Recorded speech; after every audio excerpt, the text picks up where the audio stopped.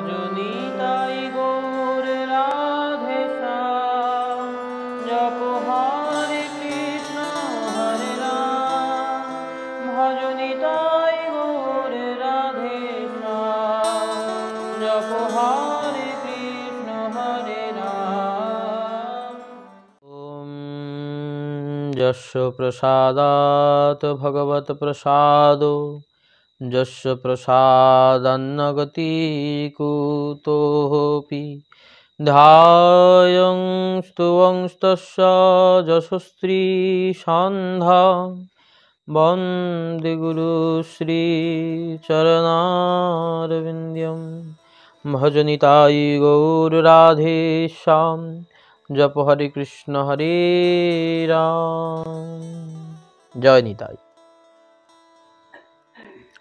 গত পর্বের পর আজকে আমরা আস্বাদন করব মহাপ্রভু শ্রী রূপকে পঞ্চরসের বর্ণনা দিয়েছেন, যেই পঞ্চরসে 5টি দড়িতে ভক্ত তার ভগবানকে বাঁধবেন, যে কোনো একটি দড়িতে বাঁধতে হবে। তার মধ্যে মানুষের জন্য দাস্য, সখ্য, বাৎসল্য, মধুর, এই 4টি রস বললেন। শান্তরস স্বরূপ জ্ঞানে ভগবানকে সেবা করা, দাস্যরস হচ্ছে প্রভু জ্ঞানে ভগবানকে সেবা করা। কিন্তু এই দাস্য জ্ঞানের থেকেও, দাস্য সেবার থেকেও, দাস হয়ে সেবা করার থেকেও সব থেকে গুরুত্বপূর্ণ বা আরও ভালো উচ্চস্তরের সেবা হচ্ছে সখ্যরসের সেবা। কেন বললেন? সখ্যের মধ্যে দাস্য প্লাস সখ্য দুটোই পাওয়া যায়। দাস্য প্লাস সখ্য দুটোই পাওয়া যায়। যেমন 1, 2, 3, 4, 5, 5-এর মধ্যে কি পাওয়া যাচ্ছে? 1ও পাওয়া যাচ্ছে, 2ও পাওয়া যাচ্ছে, 3ও পাওয়া যাচ্ছে, 4ও পাওয়া যাচ্ছে, আবার 5কেও পাওয়া যাচ্ছে। তাহলে এতগুলো মিশে তবে এখানে 5 উঠছে, তাই তো? ঠিক তেমনি দাস্য আর সখ্য, তাহলে সখ্যের মধ্যে আমরা দাস্যও পাচ্ছি। বললেন এই সখ্য রসে যে সম্ভ্রমহীনভাবে ভগবানের সেবা করা, কোনো লজ্জা নেই, কোনো ভয় নেই ভগবানের সেবাতে, এই যে সখ্যরসের সেবা, এর থেকে উৎকৃষ্ট সেবা হচ্ছে কি? বাৎসল্য রসের সেবা, অর্থাৎ ছেলে। প্রভু তুমি আমার ছেলে, আমি তোমার মা কি বাবা। এই যে বাৎসল্য রসের সেবা, এর মধ্যে আবার কি পড়ে যাচ্ছে? দাস্য, সখ্য, বাৎসল্য, 3টে পড়ে যাচ্ছে।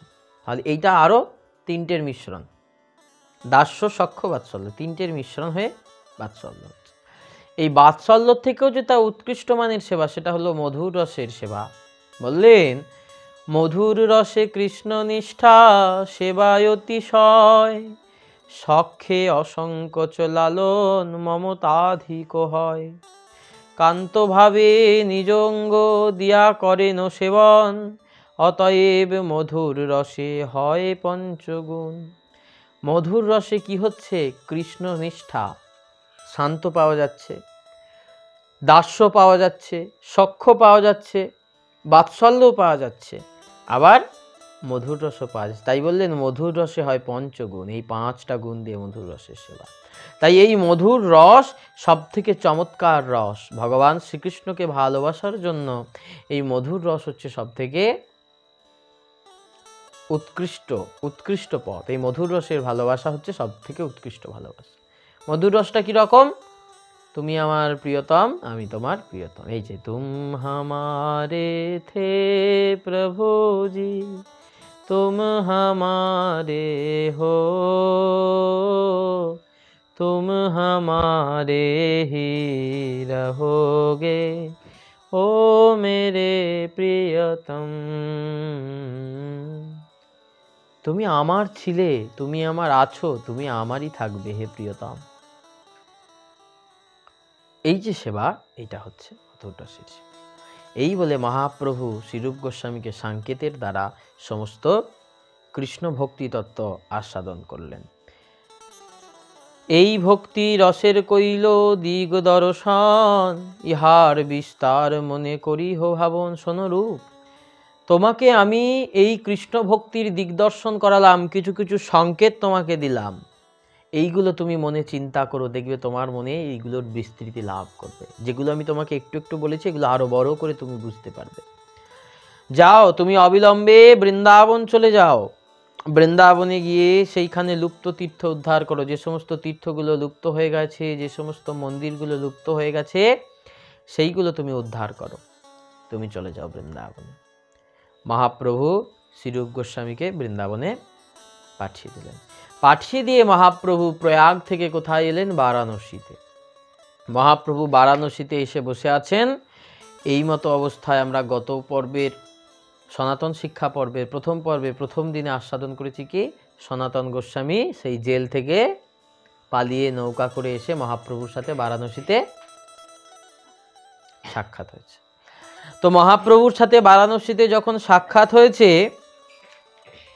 তখন মহাপ্রভু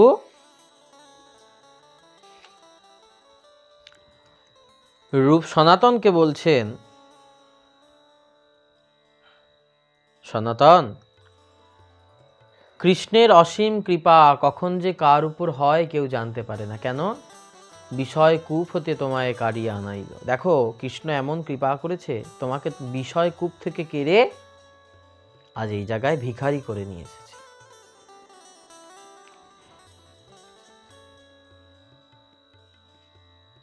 তখন সনাতন বলছেন, কৃপা করি যদি মোরে করিয়াছ উদ্ধার, আপন কৃপাতে করো কর্তব্য আমার। প্রভু তুমি যদি কৃপা করে আমাকে উদ্ধার করলে, তাহলে এবার আমাকে বলো আমার কর্তব্য কি, আমার কি করা উচিত। কে আমি, কেন আমার, যারে তাপত্রয়, ইহা নাহি জানি আমার কেমনে হিত হয়। কে আমি প্রভু? কোথা থেকেই বা এলাম আমি? কোথায় যাব? কি করতে এসেছি? আমাকে বলো প্রভু। আমার কেন এত দুঃখ, আমার কেন এত কষ্ট, কি করলে আমার ভালো হয়, সেই ব্যাপারে তুমি আমাকে উপদেশ করো। সাধ্য সাধন তত্ত্ব পুছিতে না জানি, কৃপা করি সব তত্ত্ব কহ তো আপনি। আমি কিচ্ছু তত্ত্ব জানি না প্রভু, কোনটা সাধ্য কোনটা সাধন, কাকে ভজবো, কিভাবে ভজবো, কি করে ভজন করব, আমি কিচ্ছু জানি না। তুমি কৃপা করে সব তত্ত্ব আমাকে বলো। প্রভু কহে কৃষ্ণ কৃপা তোমাতে পূর্ণ হয়, সব তত্ত্ব জানো তোমার নাহি তাপত্রয়। প্রভু বললেন, সনাতন তোমার উপর যখনই কৃষ্ণের কৃপা হয়েছে তুমি তখন পূর্ণ হয়ে গেছো, তোমার সমস্ত পাপ তাপ দূরীভূত হয়েছে, সব তত্ত্ব তুমি জানো। কৃষ্ণ শক্তি ধরো তুমি জানো তত্ত্ব ভাব, জানি দার্য লাগি পুছে সাধুর স্বভাব। তুমি সবই তত্ত্ব জানো, তুমি সব জেনেই এসেছো, না জানলে কি আর সংসার ছেড়ে আসতে পারতে সনাতন? কিন্তু তবুও সাধুর স্বভাব, তারা নির্মল চিত্তে বারবার ভগবানের সেই কথা, ভগবানের উপদেশ তারা শুনতে চায়। তারা সব জানে, তবুও কাউকে যদি পায়, কোনো ভক্তকে যদি পায়, ভগবানের লীলা কথা শুনতে চায়। কেন? বলছেন লীলা কথা শুনতে বড় মধুর লাগে। ভগবানের লীলা কথা শুনতে বড় মধুর লাগে।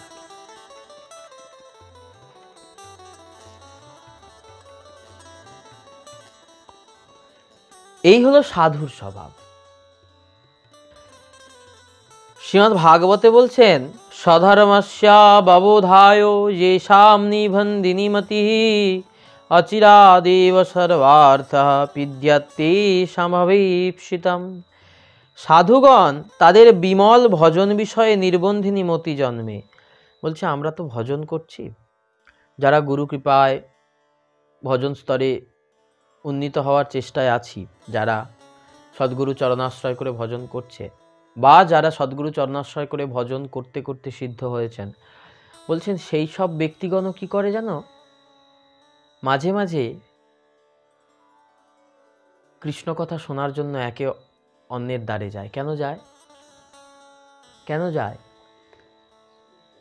সাধু সঙ্গে অনুক্ষণ মার্জন হয় ভজন। সাধু সঙ্গ করলে ভজন মার্জিত হবে। তোমার যে অনেক দিন ধরে পিতলের বাসনটা তুমি রেখে দিয়েছো, যতই সেটা পিতলের হোক, অনেক দিন থাকতে থাকতে কি হয়, সবুজ সবুজ কালো কালো ছোপ পড়ে যায়। তাই ভজন তুমি অনেক দিন ধরে ঘরে একান্তে ভজন করছো, কিন্তু কোনো সাধুর সঙ্গ করলে আবার ভজনে ভুল হলো কি ঠিক হলো, কোন আচরণটা ঠিক করলাম, কোনটা ভুল করলাম, কি ভুল বুঝলাম কি ঠিক বুঝলাম, সেগুলো মার্জন হয়ে যায়, সেগুলো ঘষা মাজা হয়ে পরিষ্কার হয়ে চকচকে হয়ে যায়। তাই বলেন সাধুর স্বভাবটা কিরকম জানো? সাধুর স্বভাবটা হচ্ছে মহন্ত স্বভাব হয় তারিতে পামর, নিজ কার্য নাই তবু যান পরের ঘর।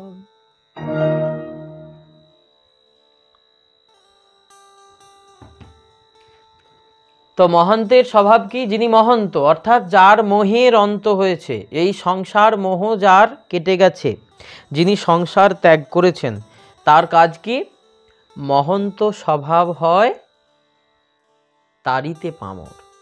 পামর মানে আমাদের মতো, আমার মতো পাপী, অধম, কুকুর, চণ্ডাল, এই সমস্ত ব্যক্তি,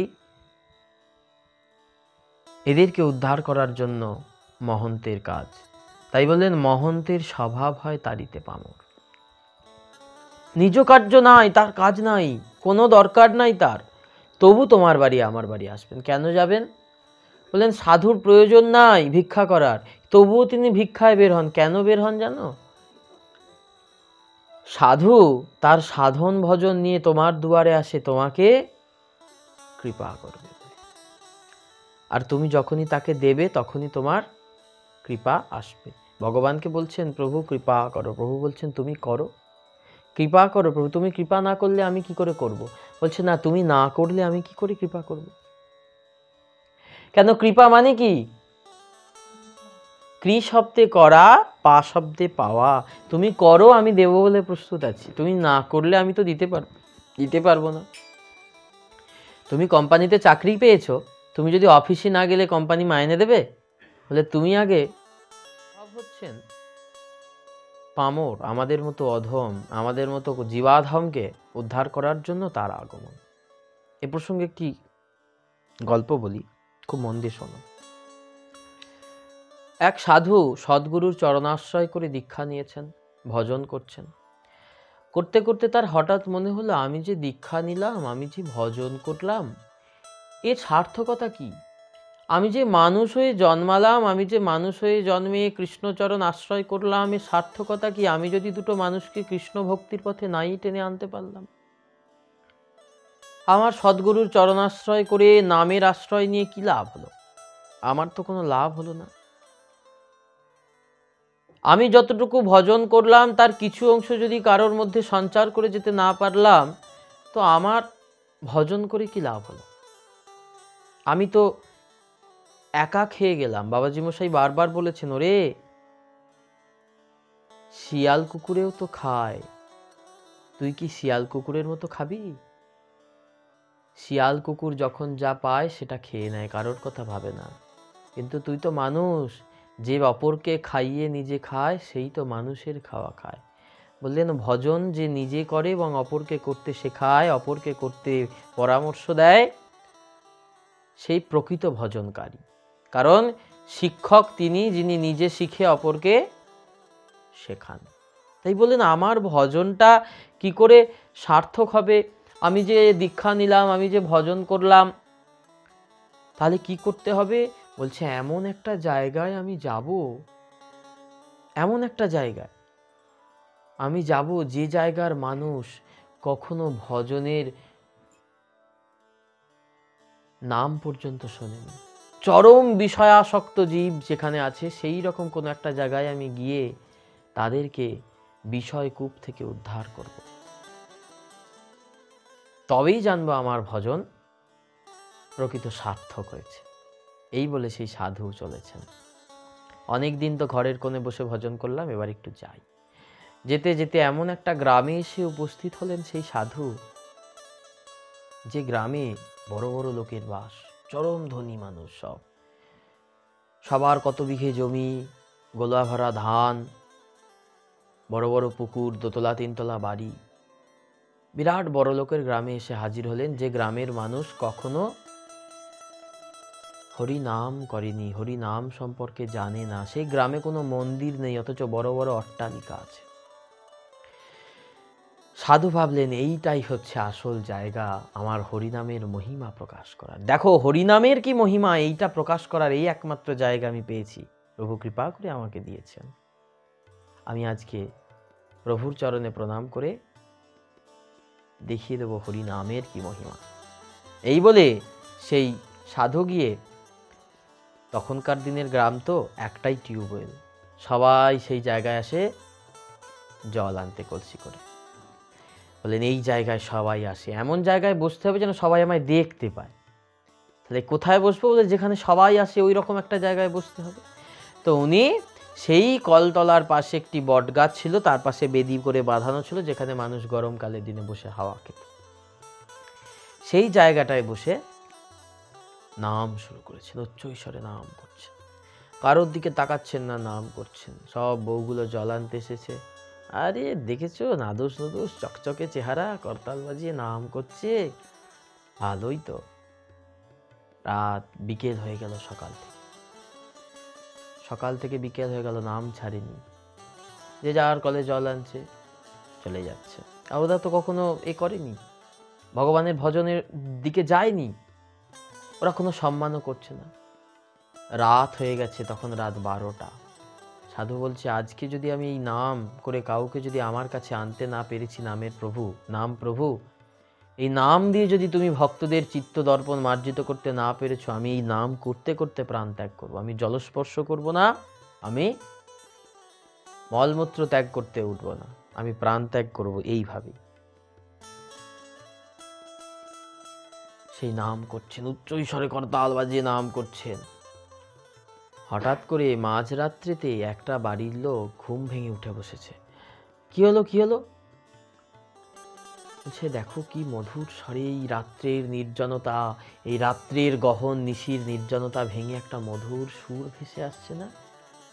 কি সুন্দর একটা গান গাইছে যেন। কে গান গাইছে বলো তো? তার সেই বিষয়াসক্ত স্ত্রী, গভীর বিষয় স্ত্রী, সে কি করছে? বলছে তোমার রাত্রি যত ভীমরতি সহত, কে না কে গান গাইছে কোথায়, আর রাত্রেবেলা উঠে এখন কে গান গাইছে আমি খুঁজতে বেরোবো নাকি লণ্ঠন নিয়ে? সারাদিন খেটে খুঁটে কোথায় কাঁচা ঘুমটা ভেঙে ফেললে, এখন তো শরীর খারাপ করবে, কালকে তুমি খাটতে পারবে কি করে, কালকে তুমি কাজ করবে কি করে? সব আমি মাথায় একটু তেল মালিশ করে দিচ্ছি। শুয়েছে, আবার সেই নাম কানে ভেসেছে। ও নাম, এ তো বাঁশির সুর নয়, মাইকের সুর নয়, এতে নামের সুর। নামের সুর যখন তার কানে পৌঁছাচ্ছে, কে বলো তো, সত্যি করে বলো তো কে? তোমরা এই যে কলতলায় জল আনতে যাও কলেতে, ওই দিক থেকে আসছে না আওয়াজটা?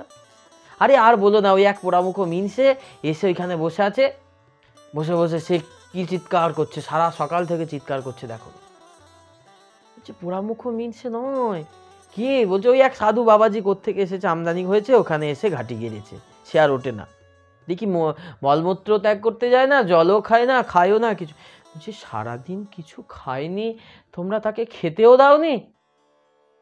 সরো সরো সরো সরো, কি খাবার বেঁচে আছে দাও আমাকে, রুটি টুটি দুধ টুধ কিছু আছে দাও, আমি একটু নিয়ে যাই বাবাজির কাছে। সারাদিন খাচ্ছে না, আরে কি সুন্দর সুরে নাম করছে। দেখো নামের কৃপা একজনের ওপর তো হয়েছে। সেই গৃহস্থের লোকটি, কর্তা, রাত্রেবেলা একটা পাত্রে দুধ আর রুটি নিয়ে যাচ্ছে সাধুর কাছে। দূর থেকে দাঁড়িয়ে আছে। বাবাজি দেখে বলছে কি বাবা কিছু বলবে? বাবাজি আমি খবর পেলাম আপনি সকাল থেকে কিছু খাননি, আপনি নাম করছেন, আপনার জন্য একটু খাবার নিয়ে এলাম। ওপর দিকে প্রভুর দিকে তাকিয়েছে। এতক্ষণে কৃপা হলো। প্রভুর যদি নামও করে, প্রভু তার খাবার ঠিক জুগিয়ে দেবে। খাবারটা নিয়ে এসেছে। বাবাজি আপনি কোথা থেকে এসেছেন? না আমার তো নির্দিষ্ট কোনো জায়গা নেই, আমি যখন যেখানে জায়গা পাই সেখানেই শুয়ে পড়ি, যেখানে রাত সেখানেই কাত, আমার কোনো নির্দিষ্ট জায়গা নেই। তা বললেন তাহলে আপনি এত সুন্দর মধুর গান গান, শুনুন আমার একটা বাগান বাড়ি আছে, এখানে একটা ঘর রয়েছে, উত্তম শৌচালয় রয়েছে, বাগান রয়েছে, পুকুর রয়েছে, সব ভালো ব্যবস্থা রয়েছে, আপনি ওখানে থাকবেন আর রোজ শুধু আমাকে গান শোনাবেন। এই মধুর সুরে আমি গান শুনবো আপনার, আপনার সব থাকার ব্যবস্থা, খাওয়ার ব্যবস্থা আমি করে দেব। ভগবানকে বলছে, প্রভু তোমার এত কৃপা, নাম করলুম বলে তুমি থাকা খাওয়ার ব্যবস্থা করে দিলে। সাধু তখন সেই ব্যক্তির সাথে, যাক তোমার যখন এইটুকু ব্যবস্থা হয়েছে, আশা করি সব ব্যবস্থা আমার ইচ্ছা মতো তুমি ঠিক হয়ে যাবে। এই গ্রামের সকলকে ভক্ত বানাবো আমি বলেছি, এই কৃপাও তোমার হবে। এই বলে নাম প্রভুর নাম নিতে নিতে মহানন্দে গিয়ে সেই বাগান বাড়িতে উঠেছে। দিন যায়, একজন দুজন করে ভক্ত আসতে থাকে, যেতে থাকে। একজন এলো, একজন গেল, যেতে যেতে যেতে যেতে সকলে আস্তে আস্তে সেই গ্রামের মধ্যে আস্তে আস্তে ভক্ত হয়ে গেল। তারা নাম করছে, কণ্ঠে তুলসী মালিকা পড়ছে, হাতে জপের মালা নিয়েছে, ললাটে তিলক করছে, প্রসাদ পাচ্ছে। সকালবেলা উঠে তারা মঙ্গল আরতি দর্শন করতে আসে, আবার মঙ্গল আরতি দর্শন করে প্রসাদ নিয়ে যে যার বাড়ি যায়, যে যার সংসারের কাজে মন দেয়। আবার সংসারের কাজ সেরে সন্ধ্যাবেলা সবাই সন্ধ্যা আরতি দেখতে আসে, সন্ধ্যা আরতি দেখে পরিক্রমা, পাঠ, শ্রবণ, কীর্তন করে আবার রাত্রে যে যার বাড়ি শুতে যায়।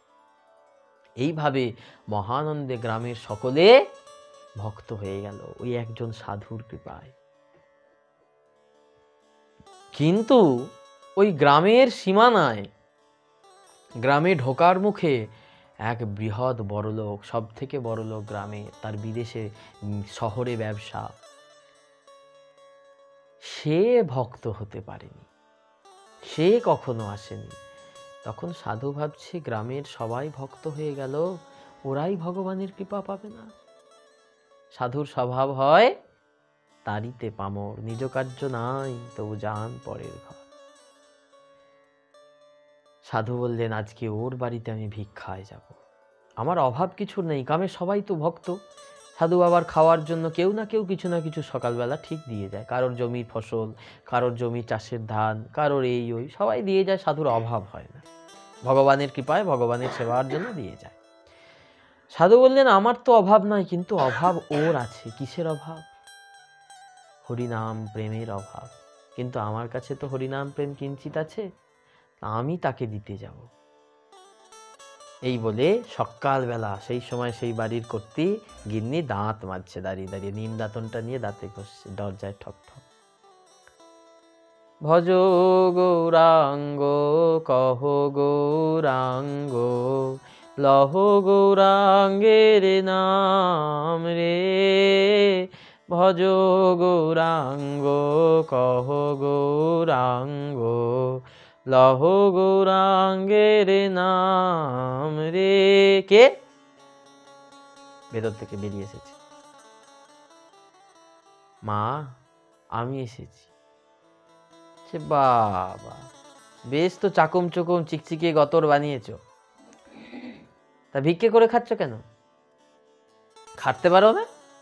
আমার ঘরে এসেছো ভিক্ষে করতে? খাটে না এ না, শুধু সকালবেলা হলেই বেরিয়ে পড়লো, তোরা খেটে নুটে বের কর, রোজগার কর, আর আমরা হাত পাতবো, আমাদেরকে দিবি, এই করতে এসেছো? না মা না, কিছু আমাকে ভিক্ষা দে, আমার ভগবানের সেবার জন্য, আমার ভগবান উপবাসে আছে, কিছু সেবার জন্য দে। কিছু হবে না, কিছু হবে না, যাও খেটে খাও, খেটে খাও, খেটে ভগবানকে সেবা দাও, দেখবো কত তোমার ক্ষমতা আছে। এত সুন্দর চিকচিকে চেহারা, ফর্সা, একদম চিকচিক করছে, তেল চুকচুক করছে, পরের পয়সায় খেয়ে যাও যাও যাও, বেরিয়ে যাও বেরিয়ে যাও। সকালবেলায় মুখ ঝামটা, গালাগালি, অশ্লীল কথা বলে মুখের ওপর। সাধু আনন্দে নাচতে নাচতে আসছে। কি আনন্দ আছে, কি আনন্দ! জয় জয় রাধা রমন হরি বল, জয় জয় রাধা রমন হরি বল। সাধু গান করতে করতে নাচতে নাচতে আসছে। আহা কি আনন্দ, কি আনন্দ! গ্রামবাসী লোক জানতে পেরে গেছে সাধু বাবা ওই বাড়িতে গেছিল আর এরকম গালাগালি গালমন্দ খেয়ে ফিরে এসেছে। তা সাধু বাবা তুমি কেন গেছিলে? তুমি তো জানো ওরা ভক্ত নয়, ওরা তোমাকে দেবে না ভিক্ষা, উল্টে তো গালমন্দ করলো, তোমাকে তো কিছু দিলই না। বলছে, কে বলেছে রে দেয়নি? দিয়েছে তো। সে দিয়েছে, কি দিল তোমাকে? বলছে, কেন? ওই যে গাল দিল।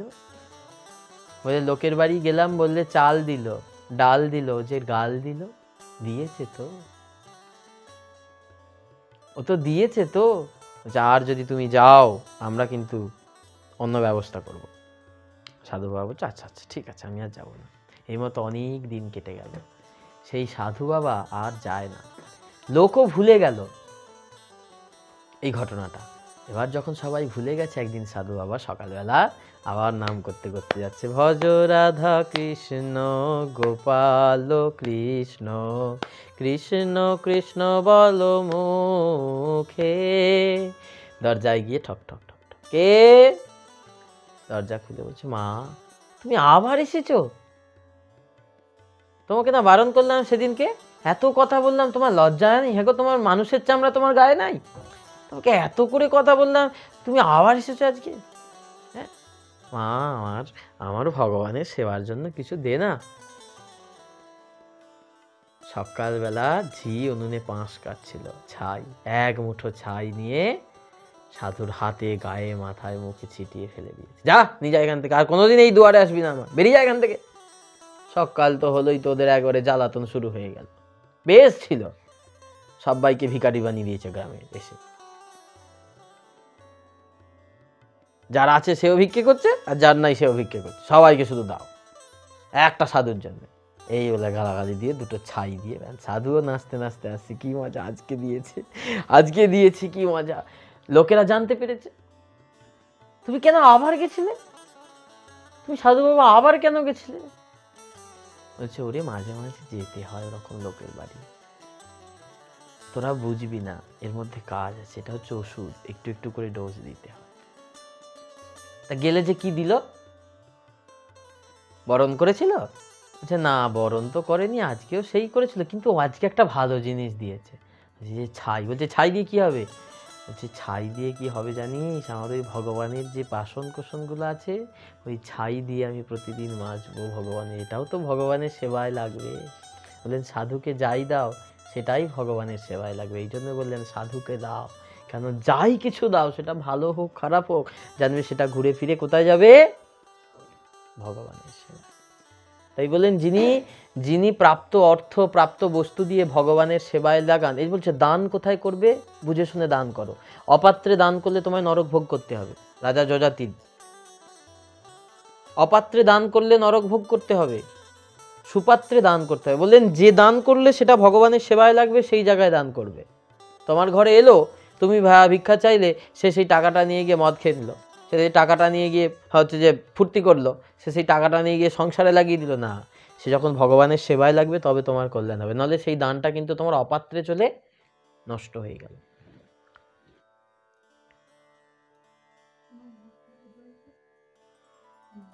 তাই বললেন সুপাত্রে দান করো। সেই ছাইটা দিয়েছে, আজকে ছাইটা দিয়ে খুব সুন্দর করে বাসন মেজেছে, বাসন মেজে চকচকে হয়েছে তো, বাসন ছাই দিয়ে বাসন মাজলে খুব চকচক করে, পিতলের বাসনগুলো ভগবানের সামনে নিয়ে গিয়ে বলছে, শ্যামসুন্দর দেখো তোমার এই বাসন ছাই দিয়ে মেজেছি।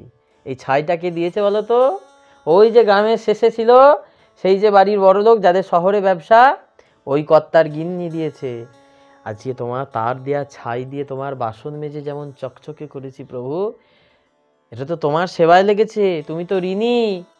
যে তোমার সেবার জন্য কিছু দেবে, তুমি তাকে ফিরিয়ে দেবে সেই সেবার দ্বিগুণ জিনিস, তোমাকে তো কিছু দিতে হবে। তা কি দেবে জানো? ওর ওই মনের চিত্ত দর্পণ যেখানে অশেষ ময়লা পড়ে আছে, ওইটা তুমি একটু মেজে দিও। ও যেমন আমাকে ছাই দিয়েছে, ওর ওই চিত্ত দর্পণটা তুমি একটু মেজে পরিষ্কার করে দিও। আবার অনেক দিন গেল, গ্রামের লোক সেই ঘটনা ভুলে গেছে, ছাই দিয়েছে সাধু বাবাকে। আবার সাধু বাবা একদিন গেছে সকালবেলা, মা তুমি আবার এসেছো? হ্যাঁ তোমার কি লজ্জা নেই? তোমাকে এত করে বলি, তোমার মানুষের চামড়া গায়ে থাকলে সে এমুখো হবে না, তুমি আবার এসেছো? তুমি মানুষ তো নাকি? এরকম করে নানান গালাগালি করছে। হ্যাঁ সবল সুষ্ঠ দেহ নিয়ে লোকের ঘরে ভিক্ষে করছে, লোককে সকাল হলি দাও শুধু, আমাদের পেটে কিছু পড়লো নি, এমন এসে হাত পাচ্ছে না আমাকে দাও। ঝি বাড়ির দেওয়ালে নাতা দিচ্ছিল, পাটের নাতা। মা দুটো কিছু দে দে মা। ঝিয়ের হাত থেকে নাতাটা, গোবর মাখানা নাতা কেড়ে নিয়ে, হ্যাঁ না নিয়ে যাও, আর যেন মুখে না দেখি। সেই গোবর মাখানো নাতা, সারা গায়ে গোবর লেগে গেছে আর নাতার পাটটা হাতে রয়েছে। দিয়েছে, আজকেও দিয়েছে। কি মজা। সাধু নাচতে নাচতে এসেছে। গ্রামবাসী তো আবার জানতে পেরে গেল। তো গ্রামবাসী জানতে পেরে বলছে, তুমি আবার কেন গেছিলে সাধু বাবা? গেছিলাম কি আর সাধে রে, ওরা জন্মে জন্মে ভকতি বিমুখ। বাবাজি মশাই বলছেন, কলির জীব বড় দুঃখী, তারা জন্মে জন্মে ভকতি বিমুখ। হোক না সে ধনী মানি কুলীন পণ্ডিত, ধনী হোক মানি হোক কুলীন হোক পণ্ডিত হোক যেই হোক, তারা জন্মে জন্মে ভকতি বিমুখ। জীবের দরিদ্রতা ঘুচাও গিয়া, তারা বড় গরিব, তারা জন্মে জন্মে বড় দরিদ্র গো। যার নাই কৃষ্ণ প্রেম ধন, সেই তুই জগতে সব থেকে বেশি দরিদ্র গরিব, যতই তার টাকা পয়সা থাকুক। এই ধনটা যে সে এখন অর্জন করতে পারেনি। তাই তো আমি যাই, যদি তাদের একটু কৃষ্ণ প্রেম নেওয়ার ইচ্ছা হয়। আর যাবে না তুমি? তা তোমাকে পাটের নাতাটা দিল গোবর ফোবর মাখিয়ে, তা তোমার এটা কি কাজে লাগবে? বলছি, কি রে, তোরা তো আমাকে বাগান বাড়ি দিয়ে, ভগবান তো তোরাই দিয়ে গেলি, ভগবানের বিগ্রহ তোরাই তো রেখে দিয়ে গেলি, আমাকে প্রদীপ থালা সব কিনে দিয়ে গেলি। তা প্রতিদিন সাধু বাবার প্রদীপের সলতে কোথা থেকে জোগাড় হবে? খোঁজ নিয়েছিস? খোঁজ তো নিসনি। প্রদীপের পলতে কি করে হবে? দেখ, ওই মা কিন্তু ভেবেছে যে সাধু বাবার প্রদীপের পলতে নাই, আমি যদি পাটের নাতাটা দিই, ওই পাটের এ দিয়ে পলতে তৈরি হবে। তখন সেই সাধু বাবা বলছে, আবার গোবরে গুলে দিয়েছে। গোবর কত পবিত্র বলতো। সেই পাটটাকে ধুয়ে পাটের যে সুতোগুলো ছিল সেগুলোকে খুলে উত্তম পলতে বানিয়েছে। এতগুলো পলতে হয়েছে। আর আজকে সুন্দর ঘিয়ে ডুবিয়ে সেই প্রদীপের পলতে দিয়ে আরতি করছে সন্ধ্যাবেলা। আর আরতি করতে করতে মনে মনে বলছে, প্রভু, এই যে প্রদীপের সলতে দিয়ে আমি আরতি করছি, এই সলতেগুলো কে দিয়েছে জানো? ওই যে বাড়ির কর্তার গিন্নি দিয়েছে। এই যেমন পলতেগুলো তোমার সেবায় লাগছে, পলতেগুলো জ্বলছে, ওর তেমন বিষয় বাসনারূপ অগ্নি তুমি ওর মধ্যে থেকে নির্বাপিত করে দাও। কৃষ্ণ প্রেমের আগুন ওর মধ্যে জ্বালিয়ে দাও প্রভু। সাধু প্রার্থনা করছে। এই ঘটনাও আবার মানুষ ভুলে গেল। সাধু আবার একদিন সকালবেলা তার বাড়ি গেছে, দরজায় গিয়ে খটখট ঝিকে বলছে, কে দেখতো সকালবেলা কে এলো? সাধু এই ঝি দরজাটা খুলেই দেখছে সাধু বাবা। সাধু বাবা, তুমি আবার কেন এসেছো? এক্ষুনি তো মা তোমাকে গালমন্দ করবে, চলে যাও চলে যাও। না রে, তোর গিন্নি মাকে একবার ডেকে দে, আজকে আমি কিছু নিয়ে যাব আমার ভিক্ষার জন্য, আমার প্রভু সেবার জন্য। কে এসেছে রে? বলছে, ওই যে সাধু বাবা। পোড়ামুখ মিন সেটা আবার এসেছে আজকে? এতদিন যে আসেনি, আবার এসেছে আজকে? দাঁড়া, আজ ওর একটা ব্যবস্থা করেই ছাড়বো। এই বলে সাধুর সামনে এসে বলছে, তা কি হয়েছে? সকালবেলা এসে আবার এত ডাকাডাকি কিছে? তোমাকে না বলেছিলাম এইদিকে আসবে না? তুমি আবার এসেছো? প্রাণের ভয় নাই নাকি তোমার? মা, আমার প্রভুর সেবার জন্য দুটো অন্ন দিবি।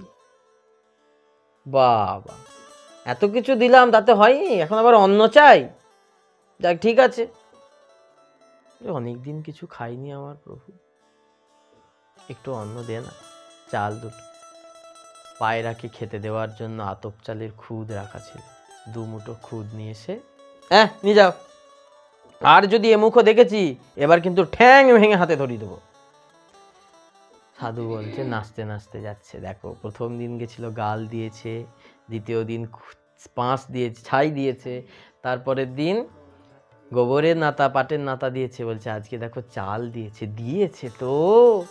দিয়েছে তো এতেই ভগবানের সেবায় লাগাবো আমি, ও যা দেবে সেটাই আমি ভগবানের সেবায় লাগাবো।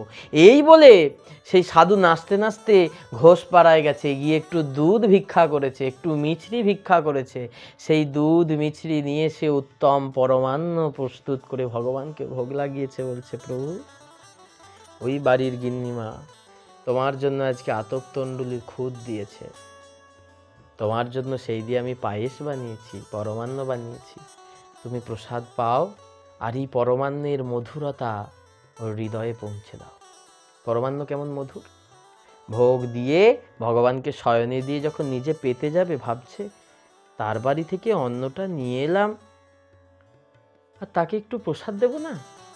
গোবিন্দের প্রসাদ একটু তাকে দেব না? এই বলে দুপুরবেলা দরজায় গিয়ে খটখট, দুপুরবেলা দরজায় গিয়ে খটখট, কে? ঝি খুলেছে। সাধু বাবা তুমি এখন কেন এসেছো? মা তো খেতে বসেছে। যে তোর মাকে একটু ডেকে দে, আমি আজকে কিছু চাইতে আসিনি, আমি এখন দিতে এসেছি। বলছে কে এসেছে রে? বলছে ওই সাধু বাবা। বলে দেখলি, আমি বলেছিলাম নয়, ওকে সকালবেলা আতপ চাল দিয়েছি যেই, অমনি দুপুরবেলা চলে এসেছে আবার কিছু চাইতে। সকালবেলা আতপ চাল দিয়েছি, দুপুরবেলা আবার অন্য কিছু চাইতে চলে এসেছে। এই জন্য আমি এদেরকে কিছু দিতে চাই না, দিলেই এরা আসতে শুরু করে দেবে। তখন বলছে না গো মা, ও সাধু বাবা দিতে আসেনি, বললো সাধু বাবা কিছু নিতে আসেনি, দিতে এসেছে। বাবা আবার দিতে এসেছে? ভিখারির ঘরে আবার কি জুটলো রে, দিতে এসেছে? দেখোই না গিয়ে কি দেয়। তখন গিয়ে বলছে তা কি দেবে? বলছি এই যে মা, ভগবানের প্রসাদের জন্য একটু তোর দেওয়া আতপ তন্ডুল দিয়ে একটু পায়েস বানিয়েছিলাম, পরমান্ন বানিয়েছিলাম, তা একটু প্রসাদ আমি তোকে দিতে এলাম। বাবা কি না কি, কোন জাত থেকে এসে বাবাজি হয়েছে, আমি কুলীন ব্রাহ্মণ, আমি ওর হাতে রান্না করা খাবো? নে না একটুখানি। অনেকক্ষণ ধরে বলছে, এবার সাধুর তো একটু কৃপা আছে, সাধুর কথাটা ফেলতে পারলো না। অনেকক্ষণ কাকুতি মিনতি করতে, ঠিক আছে ঠিক আছে, ওইখানে রেখে যাও, কলাপাতা চাপা দিয়ে ওখানে রেখে দাও, ঝি নিয়ে যাবে, রেখে দাও, ওরা খাবে না। সেই মাটির কঠোরাতে পরমান্ন কলাপাতা চাপা দিয়ে রাখা আছে। সেই দিন সাহেব বাড়িতে ছিল। কর্তা কর্তা খেতে নামছে ওপর থেকে, গিন্নিকে বলছে হ্যাঁ গো, এত গন্ধ কিসের? তুমি মহোৎসব টহোৎসবে আয়োজন করছো নাকি? বাড়িতে কুটুমজনদের নেমন্তন্ন করেছো, এত খাবারের গন্ধ কোত্থেকে আসছে? যে না না, ওই তো আলু ভাতে উচ্ছের ঝাল আর ডাল ভাত করেছি। তা তুমি গন্ধটা পাচ্ছ কোথায় এত সুন্দর? বলছে আরে বাবা তুমি বুঝতে পারছো না, কিসের যেন একটা গন্ধ আসছে। ওইটা কি গো? কলাপাতা চাপা। বলছে আরে বাবা ছুঁয়ে না ছুঁয়ে না, ওই যে গ্রামে একটা বাবাজি আছে সাধু, ওই কি পরমান্ন সকালবেলা পায়রার খুদ দিয়েছিলাম, সেইটা দিয়ে পরমান্ন বানিয়েছে। বলছি সাধু বাবা দিয়ে গেছে মানে তো ওটা প্রসাদ, তুমি ওখানে রেখে দিয়েছো? বলছে আরে ঝি নিয়ে যাবে, আমরা খাবো? কোন জাত থেকে কি সাধু হয়েছে না হয়েছে, কোন জাতের লোক, আমরা খাবো ব্রাহ্মণ মানুষ। তখন বলছে আরে বাবা ওটা ভগবানের প্রসাদ, যেই রান্না করুক ভগবানের প্রসাদের কোনো দোষ হয় না। কর্তার মধ্যে একটু হয়তো ভক্তি ছিল। কর্তা সেই কি করেছে, প্রসাদটাকে তুলে পায়েসটা পাচ্ছে। আর প্রসাদের যা গুণ, সেই সাধুর কৃপার ভগবানের কৃপা মিশ্রিত হয়ে, ভক্ত আর বৈষ্ণবের কৃপা মিশ্রিত হয়েছে। যখনই পাচ্ছে প্রেমানন্দে ভাসছে আর হাউ হাউ করে কাঁদছে, প্রভু তোমার প্রসাদের এত স্বাদ, যে খুদ পায়রা খায়, ফেলে দেওয়া জিনিস, সেই দিয়ে তোমার ভোগ, তার এত সুন্দর স্বাদ, তার এত এত সুন্দর খেতে। অঝর ধারায় কাঁদছে আর ভেসে যাচ্ছে, প্রসাদ পাচ্ছে। গিন্নি বলছে বাবা কি হলো গো, তোমার ভূতে ধরলো নাকি? হায় হায় গো, আমার কি হলো? সাধু বাবা আমার প্রতি রুষ্ট হয়ে বোধহয় আমি বলেছি এত কিছু, ওই পায়েসে কি শিকড় বাকড় মিশিয়ে দিল গো, আমার বরটা পাগল হয়ে গেছে কর্তা। হায় হায় হায় হায়, আমার কর্তা পাগল হয়ে গেছে। ওগো তোমার কি হলো? বলেছিলাম ওই পরামুখ মিনসেকে ঘরে জায়গা না দিতে, এই ঝিয়ের জন্য আমার হলো। তোকে বললুম না ওকে ঘরে জায়গা দিবি না, তুই বলতে আমি ঘরে জায়গা দিলাম, যেই অমনি এই হলো। যা যা। তখন লোকটা বলছে ওগো আমি পাগল হয়ে যাইনি, এই প্রসাদের এত আনন্দ, প্রসাদের আনন্দে আমি নৃত্য করছি, আনন্দে আমি স্থির থাকতে পারছি না। এই প্রসাদের এত মাহাত্ম্য। আর এই প্রসাদের যখনই মাহাত্ম্য বলেছে, ওই প্রসাদের মধ্যে যে কৃষ্ণ প্রেম ছিল সেটা ওই কর্তার মধ্যে সঞ্চারিত হয়েছে। আর কর্তার মধ্যেকার কৃষ্ণ প্রেম আস্তে আস্তে ওই কথা শুনতে শুনতে গিন্নির মধ্যে যেই সঞ্চারিত হয়েছে, গিন্নি তখন বুঝতে পারছে ওই সাধু বাবার কাছে আমি একবার যাব, চলো একবার সাধু বাবার কাছে গিয়ে আমি ক্ষমা চাই, আমি তার সাথে কত খারাপ ব্যবহার করেছি। সাধু বাবার চরণ এসে পড়েছেন, সাধু বাবা আমাকে ক্ষমা করুন বাবা, আমি আপনার কত গালমন্দ করেছি, কত কিছু করেছি, আপনি আমাকে কৃপা করতে ছাড়েননি। আপনি কৃপা না করলে আজকে তো আমি বুঝতাম না ভগবানের প্রসাদের কি মাহাত্ম্য, ভগবানের প্রসাদের কি গুণ। সেই সাধু বাবার চরণে সে স্বামী স্ত্রী পতিত হয়েছে, আস্তে আস্তে তারাও ভক্ত হয়ে গেল। তাহলে সাধু বাবা বললেন দেখলে নামের কি অসাধারণ কৃপা। এই নামের প্রতি যদি কারোর বিশ্বাস থাকে, নাম একদিন তাকে তুলে নিয়ে যাবে উচ্চ স্তরে। সাধু বাবা বললেন এই দিনটার অপেক্ষাতেই তো আমি ছিলাম। তোদের ধন ঐশ্বর্যের আমার প্রয়োজন নাই, আমার যেখানে কৃষ্ণ ধন আছে আর কোন ধন আমাকে ধনী করবে রে? আমি তো যেতাম তোদের মঙ্গলের জন্য, যাতে তোরা একটু কৃষ্ণ নাম করিস, তোদের উপার্জিত ধন, তোদের কষ্টার্জিত ধন যাতে কৃষ্ণের সেবায় লাগে। তাই তো আমি ভিক্ষা করে এনেছিলাম। তাই বললেন, মহন্তের স্বভাব হয় তারিতে পামর, নিজ কার্য নাই তবু যান পরের ঘর। মহন্তের স্বভাব অধমকে তাড়ন করার জন্য আমাদের মতো মায়াবদ্ধ জীব সংসারে আবদ্ধ হয়ে আছি, সেই জীবকে উদ্ধার করতে সাধু আসেন আমাদের দ্বারে, ভক্ত আসেন আমাদের দ্বারে, বৈষ্ণব আসেন আমাদের ধারে তার ভিক্ষার ঝুলিটা নিয়ে, কিছু ভিক্ষা দাও। আর যখন সেই ভিক্ষা দিই আমরা, সেই ভিক্ষার দ্রব্য নিয়ে গিয়ে যখন ভগবানকে ভোগ লাগায়, ভগবানকে বলে, প্রভু যারা যারা আমাকে ভিক্ষা দিয়েছে তাদের কিন্তু তুমি তাদের কাছে ঋণী, তারা আজকে ভিক্ষা না দিলে আমি তোমার সেবা দিতে পারতাম না, তাই তুমি তাদের কৃপা করো। তাই বললেন সাধুকে সেবা করো, সাধুকে ভিক্ষা দিতে যদি পারো, দেখবে সাধুর কৃপায় তোমারও একদিন শুদ্ধা ভক্তির উদয় হবে। তাই তুমি তো সেই সাধু সনাতন, সাধুর স্বভাবই তো এইরকম। যোগ্য পাত্র হও তুমি ভক্তি প্রবর তাইতে, ক্রমে সব তত্ত্ব শুনো কহিয়ে তোমাতে। তুমি যোগ্য পাত্র, তোমাকে সমস্ত তত্ত্ব শিক্ষা দেওয়ার জন্য তুমি হচ্ছ যোগ্য পাত্র, সব তত্ত্ব তোমাকে বলি শোনো। জীবের স্বরূপ হয় নিত্য কৃষ্ণ দাস, কৃষ্ণের ততষ্ঠ শক্তি ভেদাভেদ প্রকাশ। জীবের স্বরূপ হয় নিত্য কৃষ্ণ দাস, জীব নিত্য কৃষ্ণ দাস, জীবের একটাই স্বরূপ, সে হচ্ছে কৃষ্ণ দাস। কৃষ্ণের ততষ্ঠ শক্তি ভেদাভেদ প্রকাশ, ভগবান কৃষ্ণের ততষ্ঠা শক্তি হলো জীব। শ্রীকৃষ্ণের স্বাভাবিক তিন শক্তি পরিণতি, চিৎ শক্তি, জীব শক্তি আর মায়া শক্তি। ভগবান কৃষ্ণের তিনটি শক্তি, চিৎ শক্তি, জীব শক্তি, মায়া শক্তি। অর্থাৎ চিৎ শক্তি হচ্ছে ভগবানের নিজস্ব স্বরূপ, যে শক্তি দ্বারা তিনি ভগবৎ সত্তা দেখান, সেটা হচ্ছে চিৎ শক্তি। জীব শক্তি, যে শক্তি দিয়ে তিনি জীব দেহ পালন করেন, জীবগণকে রক্ষা করেন, নরলীলা করেন। আর মায়া শক্তি, যে শক্তি দিয়ে আমাদেরকে সৃষ্টি করেছেন, আমাদের ওপর যে শক্তি প্রচারিত হয়ে আছে।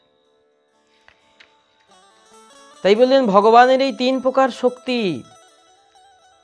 এই তিন প্রকার শক্তি দিয়ে ভগবান এই জগৎকে বেঁধে রেখেছেন। কৃষ্ণ ভুলি যেই জীব অনাদি বহির্মুখ, অতএব মায়া তারে দেয় সংসার দুঃখ। কভু স্বর্গে উঠায় কভু নরকে জুবায়, দণ্ডজনে রাজা যেন নদীতে চুবায়। কৃষ্ণ ভুলি জীব অনাদি বহির্মুখ, কৃষ্ণচরণ ভুলে গিয়ে জীব অনাদি বহির্মুখ, অনাদি কাল হতে কৃষ্ণচরণ বহির্মুখ। কৃষ্ণ চরণে গিয়ে জীব একটু প্রণাম করতে পারছে না, কৃষ্ণ চরণে গিয়ে একটু কৃষ্ণ নাম করতে পারছে না, কৃষ্ণ চরণে গিয়ে একটু সেবা করতে পারছে না। জীব কৃষ্ণকে ভুলে গেছে, তাই মায়া তাই দ্বারে দেয় সংসার দুঃখ। তাই মায়া তাকে এই সংসারে অশেষ দুঃখে জর্জরিত করে রেখেছে।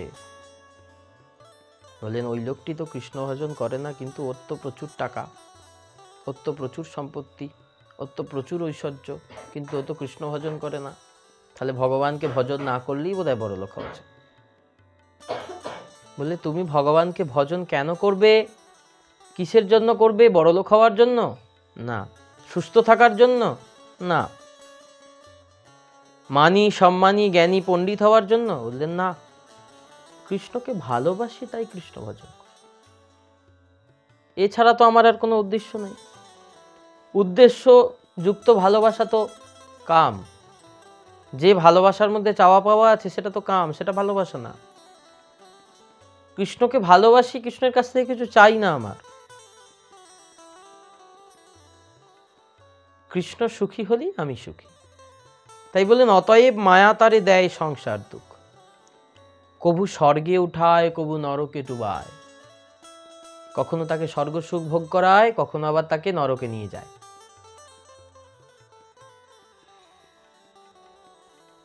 দণ্ড জনে রাজা যেন নদীতে চুবায়। রাজা যদি কাউকে দণ্ড দেয় ঠিক যেমন ওটা নদীতে চুবায়, ঠিক সেই রকম যেন মনে হয়। তাহলে জীব যে অনাদিকাল হতে কৃষ্ণ বহির্মুখ হয়ে আছেন, এই বহির্মুখতা কাটবে কি করে? আমরা কি করে কৃষ্ণ উন্মুখ হব? জীব কি করে কৃষ্ণ উন্মুখ হবে? কখনো কোনো বুদ্ধিমান ব্যক্তি, অর্থাৎ যার মধ্যে সুবুদ্ধির উদয় হয়েছে, বুদ্ধি সবার মধ্যে আছে, সুবুদ্ধি সবার মধ্যে নাই, কৃষ্ণের উপর কৃষ্ণের কৃপা, কৃষ্ণের উন্মুখ জীব, কৃষ্ণের দিকে কি করে জীব যাবে? বলেন কোনো বুদ্ধিমান ব্যক্তির যদি গুরু দেবতার প্রতি আত্মসমর্পণ করে, গুরুরূপ দেবতাকে যদি তার সর্বস্ব সঁপে দিয়ে একনিষ্ঠ হয়ে ভক্তি সাধন করে, তাহলে তার মধ্যে কৃষ্ণ উন্মুখী হওয়ার যোগ লক্ষণ পরিলক্ষিত হয়। তাই গুরুচরণ আশ্রয় করে ভক্তি যোগ অনুশীলন করতে করতে জীব যদি চেষ্টা করে, তবে কৃষ্ণের উন্মুখ হওয়া যায়। তাই সাধু শাস্ত্র কৃপায় যদি কৃষ্ণোন্মুখ হয়, সেই জীব নিস্তারে মায়া তাহারে ছাড়য়। তাহলে মায়াকে তাকে ছেড়ে দেবে, মায়া তাকে ছেড়ে দেবে। কি করে ছেড়ে দেবে? কখনো যদি সাধু শাস্ত্র গুরু হরিনাম এইসবের আশ্রয়ে জীব আসে, তাহলে কি হবে? মায়া তাকে ছেড়ে দেবে। যথা কৃষ্ণ তথা নাহি মায়ার অধিকার। যথা নাই কৃষ্ণ সেটা মায়া অন্ধকার, যেখানে কৃষ্ণ নাই সেখানে মায়ার অন্ধকার। আর যথায় হয় কৃষ্ণ সেটায় নাহি মায়ার অধিকার। যেখানে কৃষ্ণকে আশ্রয় করেছে সেখানে মায়া থাকবেই না, কেটে যাবে। মায়া মুগ্ধ জীবের নাহি কৃষ্ণ স্মৃতি জ্ঞান, জীবের কি পায় কইল কৃষ্ণ বেদ পুরাণ। এই মায়া কবলিত জীব, যারা এই মায়াতে আবিষ্ট হয়ে আছে, তাদের কৃষ্ণ স্মৃতি জ্ঞান নেই, তারা কৃষ্ণচরণ ভুলে গেছে, কৃষ্ণচরণে তাদের কোনো মতি নেই, কৃষ্ণচরণে কোনো ভালোবাসা নেই, আসতেই চায় না কৃষ্ণচরণে, ভালোবাসা নেই, লোভ নেই। তাই শ্রীকৃষ্ণ কি করলেন? বেদ পুরাণ আদি সমস্ত শাস্ত্র সৃষ্টি করলেন। এইগুলো পড়লে, এগুলো শুনলে হয়তো জীব আসবে, হলো না তাতেও। শাস্ত্র গুরু আত্মারূপে আপনা জানান, কৃষ্ণ মোর প্রভু তাতা জীবের হয় জ্ঞান। শাস্ত্র গুরু এই সবাই তোমাকে জানাবে কি তোমার করা উচিত। শাস্ত্র বলছেন তোমার কি করা উচিত, কিভাবে কৃষ্ণ ভজন করবে, কিভাবে গুরুচরণ আশ্রয় করবে, কিভাবে কৃষ্ণচরণ ভজন করতে গেলে কি কি নিয়ম পালন করতে হবে, কি করলে কৃষ্ণচরণ অবিলম্বে পাবে, এইগুলো শাস্ত্র গুরু তোমাকে বর্ণনা করছেন। কারণ শাস্ত্র গুরু বৈষ্ণব ভক্ত সাধু এদের সংস্পর্শে না গেলে আমি কখনোই পারবো না। বললেন কবে তো দীক্ষা নিয়েছি গুরুদেবের কাছ থেকে, মন্ত্র নিয়েছি, মন্ত্র নিয়ে তো আমি বেশ জপ করছি, কিন্তু আমার তো পরিবর্তন হচ্ছে না। কেন হচ্ছে না? কেন হচ্ছে না? বলছেন ঘরে তোমার স্যালাইন কেনা আছে, বোতল কেনা আছে, নল কেনা আছে, কিন্তু ডাক্তারকে তো তুমি ডাকোনি। কেন? ডাক্তার এসেই তো তোমার স্যালাইনটা চ্যানেল করবে তোমার বডিতে। চ্যানেল করার পরও কি লাগবে? সুইচটা অন করতে হবে, চাকাটা ঘুরিয়ে দিতে হবে, কতটা ডোজ পড়বে। বললেন সব যোগান আছে তোমার ঘরে, কিন্তু যে করবে সে নাই। তাই সাধুর কাছে যাও, কৃষ্ণের কাছে যাও, ভক্তের কাছে যাও, গিয়ে নিত্য নিত্য শাস্ত্র অধ্যয়ন করো। বললেন বছরে একবার তো হরিনাম দিই, একবার তো মহোৎসব দিই, ওতে তো কত হরিনাম শোনা হয়। বলছে না, একদিনে হবে না। তুমি একদিন হরিনাম দিচ্ছ আর সারা বছর বিষয় চিন্তা করছো, হরিনাম তো বিষয়তে চাপা পড়ে যাবে, বিষয় হরিনাম চাপা পড়ে যাবে। কি করে দেখবে? কাদার ভেতর যদি মণি চাপা পড়ে যায়, দেখতে পাওয়া যায় মণির ঔজ্জ্বল্য? থাকে না। তাই বললেন কি করতে হবে? ভগবান গীতায় বললেন তেষাং সততহি যুক্তানাং ভজতাং প্রীতিপূর্বকম। যিনি সতত আমার সাথে যুক্ত থাকেন, প্রতিদিন প্রতিনিয়ত প্রতিক্ষণে, যিনি সর্বদা প্রতিদিন আমার সাথে যুক্ত থাকেন, প্রতিদিন আমার নাম শোনেন, আমার নাম করেন, আমার ভক্তের সঙ্গ করেন, তেষাং নিত্যহি যুক্তানাং ভজতাং প্রীতিপূর্বকং। এবং প্রীতিপূর্বক, শুধু ভজন নয়, ওই করতে হলো মন্ত্রটা কোনো রকমে জপ করে উঠে চলে গেলাম না, প্রীতিপূর্বক আনন্দের সাথে, প্রেমের সাথে জপ, প্রেমের সাথে, ভালোবাসার সাথে খাওয়া। বললেন তোমাকে কেউ খেতে দেয় না, খাও, এই খাওয়াটা আর পাত পেরে জলে জায়গা করে আসন পেতে খাও বাছা খাও বলে খেতে দেওয়া, দুটো আস্বাদন তো আলাদা, দুটো খাওয়ার খেতেও আলাদা লাগবে। মন্ডা মেঠাই দিয়েছে, যদি এরকম করে খেতে দিয়ে দেয় তোমাকে, থালাটা ছুঁড়ে না খাও শান্ত করো আমাকে, তাহলে কি হবে? ওই তখন যত মন্ডা মেঠাই দিই নেই দিতে পারবে, কেন? মনের ভাব। শ্রীকৃষ্ণ ওই ভাবটা নেন। শ্রীকৃষ্ণ কি দিলেন দেখে না, ওই ভাবটা নেন।